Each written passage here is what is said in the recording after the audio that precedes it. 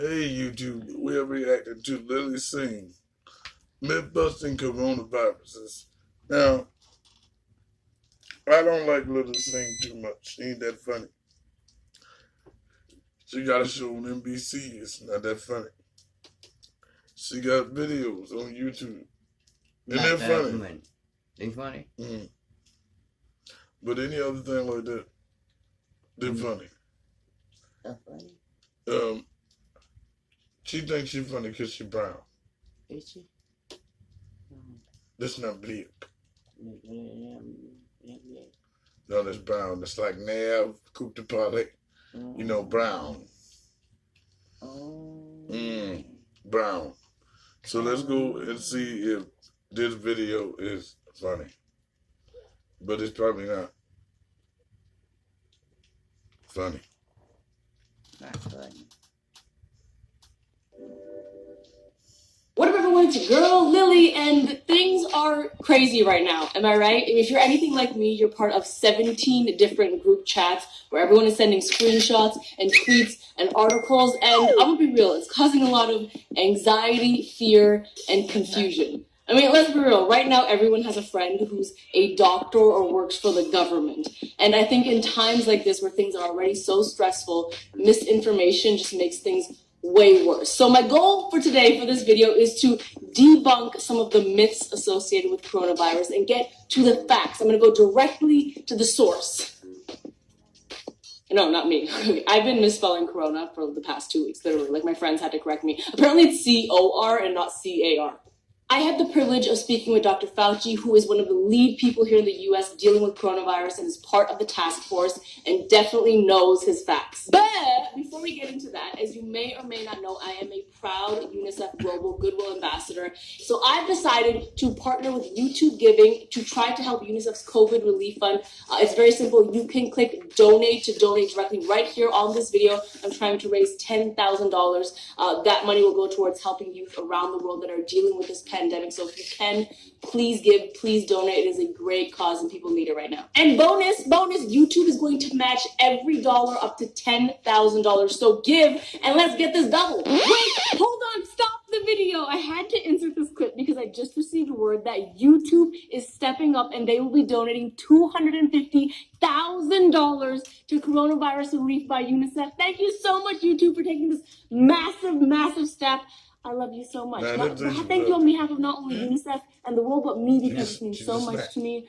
You always are just the best, Team Super. Now it's your turn to step up. Let's do this. Okay, back to the video. Now, without further ado, let's hang out and discover the facts. No printer with Dr. Fauci. Dr. Fauci, thank you so much for taking the time. I know you're probably extremely busy right now, but a lot of people, including me, are being bombarded with information regarding COVID-19. And I'm to be real with you, I don't know what's true or what's false, so I thought I would use your help to kind of debunk some myths and get to the facts. Can you help me with that? I'll try my best, yes. Okay, so here's what I'm thinking. I'm going to tell you everything I've heard from the internet, my group chats, Twitter, and I would love to get the facts. I'm warning you, some of these might sound silly to you, but they're actually a cause of confusion for me and my friends, so this is my way of saying they might sound stupid. No, it's real life. Virus 101, immunology for dummies right now. So to dive right in, I have one friend who says that coronavirus is the most dangerous virus we've seen. I have another friend who says the seasonal flu is worse. And both of these friends have friends that are doctors. So I wanted to ask, is this just the seasonal flu? No. So the direct answer to the question, it's not seasonal flu. It transmits much more rapidly, and it has one characteristic that unfortunately dramatically distinguishes it from the seasonal flu. The mortality of the seasonal flu that you and I experience every season is about 0.1%. The mortality of this is about 1%, which means it's 10 times more lethal. In seasonal flu, we have never seen hospital rooms, hospital intensive care units overrun, where you run out of beds and you run out of ventilators. We've seen that all over the world. We're seeing it in Europe. We're seeing it in New York City. This is not the seasonal flu. So that one is nailed, definitely. Got it. And in terms of how it spreads, I've been hearing a lot of conflicting ideas here. Is the virus airborne? And then also, what does that actually mean? Yeah, well, that's a great question, because airborne means different things to different people. The standard way of a respiratory virus spreading is by droplet, big droplet. And if I cough, the droplet goes a few feet and then just goes down. That's the reason why we say stay 6 feet from each other. When something is airborne, that's misleading. It's what's really called aerosol, which means that when the virus comes out of your respiratory tree, it's in a droplet that's so small that it doesn't just drop to the ground. It can hang around for a period of time, several minutes, usually more than that. It isn't like, 5 hours. I mean, measles can do it for 2 hours, but measles is the worst of that, and this is not like measles. So there probably is a small degree of aerosol, but mostly it's droplet. But the other thing that people don't pay attention to when they're focusing on airborne versus droplet is your hands and what you touch. People continually touch their nose and their mouth. They shake hands with people. They grab a doorknob. That's also the way it's transmitted. So that's the reason why we say right now, given what we're going through and maybe forever, nobody should be shaking hands. And I mean that. No one should be shaking hands. So on that note, how long can the virus live on items? Because I have one friend who goes to the grocery store, gets his essentials, then he will, Lysol wipe down everything, all of his apples and all of his stuff. Is that the right thing to do? Can the virus live on a bag of chips? Well, viruses can live, this virus particularly, because we've looked specifically, can live on inanimate objects for variable periods of time. It does better on hard surfaces like stainless steel, certain types of plastic.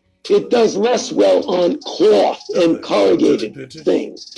But it can live on a surface for several hours, up to even a day or two. So you don't want to be completely crazy about wiping everything down every minute of the day, but you should use precautions, particularly about wiping down doorknobs and things that are frequently touched, like when you give somebody a credit card, come back, get a wipe and just wipe off the credit card. Common sense things. If you overdo it, you'll paralyze yourself. Right. Okay, is it true, because I've read this a lot, is it true that the virus struggles to live in hot climates? Most viruses that are respiratory viruses do much better in cold, dry weather than in warm, moist weather. For that reason, the very classical seasonal viruses like influenza, we're getting to the end of our influenza season now, or even coronaviruses that are the common benign coronaviruses, tend to go away in the summer and come back. That is true.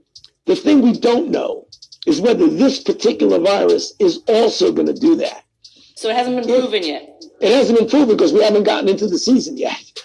So what we hope, and this is hope, and I think it's hope based on some reasonable assumptions, that as we mitigate against it, as we do the physical separation that you're doing and that I'm doing right now, combined with the onset of the summer season in the Northern Hemisphere, that we are going to see a diminution of it. And in terms of precautions, on that note, how well do face masks actually work? Because some people are using them for fashion. They look cool. I'm seeing a lot of Instagram selfies with face masks, but do they actually work to protect you?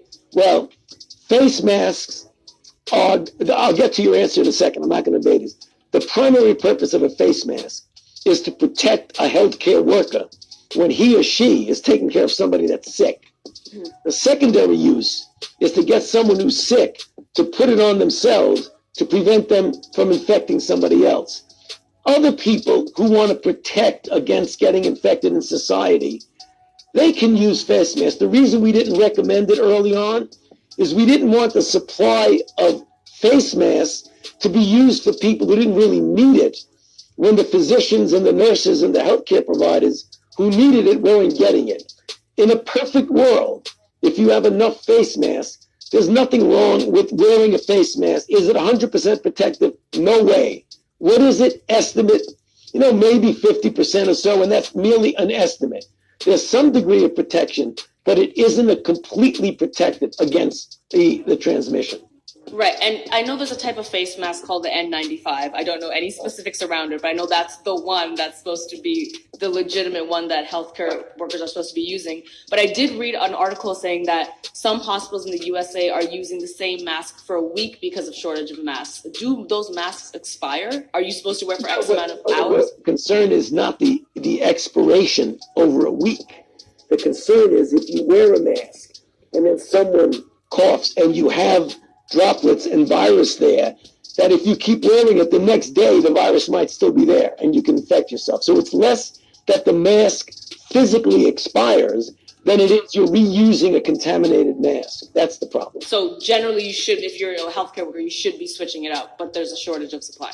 Exactly, and that's where you got to balance the risk with the benefit. So the number one panic text I keep receiving, and I'm sure everyone at home can relate, I've gotten so many texts about this, is just about the accuracy of cases. And now this is not to incite fear into anyone, it's honestly just to prepare and give accurate information, but a lot of people say that we don't know the actual number of cases in the US, and it's way worse than we're being told. Can you speak to this a little, about the numbers and the accuracy? Okay, so the fact is, in the United States, since we are just in the beginning of this ramping up of testing, we don't know the denominator of the number of cases. We're rapidly learning it more and more, because what you do is you do sentinel testing. You get people who come in for flu-like symptoms that may or may not have coronavirus, and you test them.